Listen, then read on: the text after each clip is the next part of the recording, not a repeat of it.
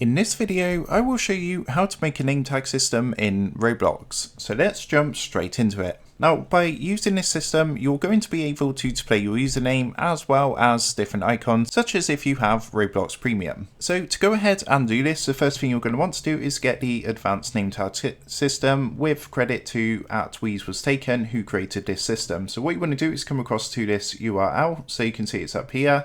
So make sure you type this into your address bar and then click onto the get button. This is completely free, you don't have to pay for this, so all you want to do is click onto get and then get now, and once that's done you can see the item is now owned. So what you can now do is come back to your Roblox studio. Once you've gone ahead and got the advanced name tag system, what you want to do underneath your toolbox, you're going to see these icons at the top. You want to click onto the 4 cubes icon to be taken to your inventory, and you want to make sure you're clicked onto my models from the drop down box. Now once you've gone ahead and purchased this, as I said, it's completely free, and you can see we've got that here.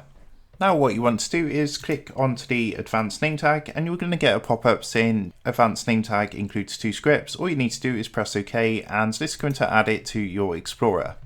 So if you now come across to the right hand side, you can see that's now been added. It says name tag components, which includes 2 scripts. So now what you need to do, next to name tag components, you're going to see this little arrow. So if you click onto this, you're going to see the 2 scripts. So we got name tag manager and name tag animator. What you want to do first is drag the name tag manager script to your server script service. So this one down here. So what you can do is just basically left click and then hold and just drag this down to server script service.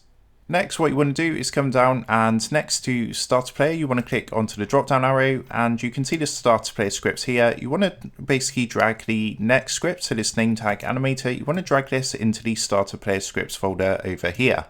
And that's it all done. That's now set up ready to go. So when you now go ahead and load up this experience, you're going to see your username above your Roblox avatar, along with icons such as if the Roblox avatar has premium and so on and so forth. So that's how to go ahead and make a name tag system in Roblox. I hope this quick tutorial did help you out today, and if it did, I would really appreciate it if you was to consider dropping down below the video, leaving a like, and also subscribing to the channel. With that being said, I just want to take a minute to thank you guys for watching this tutorial, and I will see you in the next video.